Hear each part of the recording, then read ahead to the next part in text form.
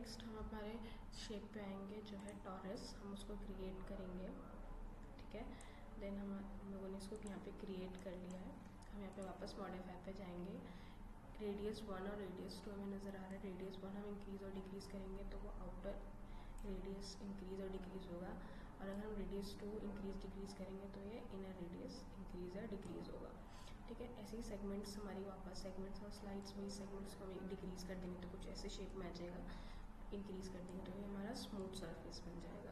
इसी स्लाइड्स को अगर डिक्रीज़ कर देंगे तो हमारा कुछ शार्प एजेस वाला कॉर्नर वाला शेप बन जाएगा। हम जैसे ही स्लाइड्स को इंक्रीज़ कर देंगे तो ये हमारा वापस से स्मूथ ऑब्जेक्ट बन जाएगा। रोटेट में कुछ भी नहीं है, हम ऐसा रोटेट करेंगे इसको तो आप देख रहे हो कि ऑब्जेक्ट रोटेट हो रहा है। ट्विस्ट को अगर हम इंक्रीज़ कर देंगे तो आप यहाँ से देख लो कि देखिए ये ऑब्जेक्ट ट्विस्ट हो रहा है यहाँ से। ठीक है, तो यहाँ पे वापस से हमारे पास ऑप्शन आता है स्लाइस का, तो हम यहाँ पे स्लाइस को ऑन करके अपने ऑब्जेक्ट की स्लाइसिंग कर सकते हैं। नेक्स्ट हम ऑब्जेक्ट पे आते हैं पिरामिड। हम यहाँ पे पिरामिड को क्रिएट करेंगे। देन यहाँ पे वापस मॉडिफाई पे जाके इसकी विड्थ डेप्थ हाइट हम लोग यहाँ पे देंगे तो ये, और ऐसे ही हम लोग यहाँ पे इसके विड्थ हाइट और डेप्थ के सेगमेंट्स को देंगे। देन उसके बाद हमारे पास आता है टी पॉट। हम यहाँ पे टी पॉट को क्रिएट करेंगे, वापस से मॉडिफाई पे जाएंगे। देन यहाँ पे इसका हम रेडियस इंक्रीज़ या डिक्रीज़ कर सकते हैं। देन यहाँ पे हमारा आएगा सेगमेंट अगर हम डिक्रीज़ कर देंगे तो ये कुछ ऐसे शेप में आ जाएगा।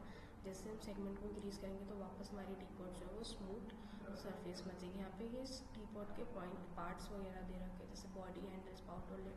तो हम जैसे यहाँ पे सब में टिक है तो सारे पार्ट्स हमें विजिबल हो रहे हैं। जैसे हम हैंडल को अनसेलेक्ट करेंगे तो हमारे पास ये इसका हैंडल हट जाएगा और ये हमारे पास कुछ ऐसा टी पॉट, बिना हैंडल वाला टी पॉट हमारा आ जाएगा। स्पाउट हट जाएगा तो ये लिड वाला बोल हमारे पास आ जाएगा।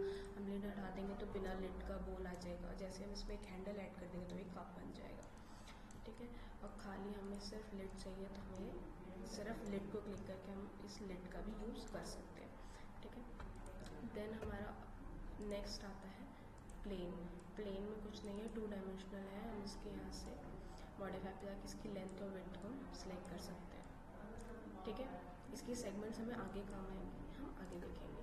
देन उसके बाद टेक्स्ट प्लस को हम सिलेक्ट करेंगे। हमने सिलेक्ट किया, हम अब मॉडिफाई पे जाएंगे, टेक्स्ट प्लस को लेंगे।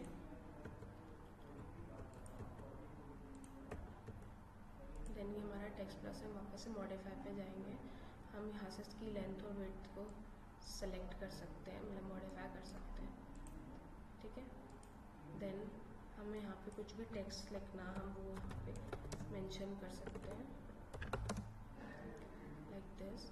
और फिर उसके बाद हमें कुछ भी इसमें फ़ॉन्ट में चेंज करना है या कुछ भी करना है तो हम यहाँ पे आके इसके फ़ॉन्टिंग में चेंजेस भी कर सकते हैं।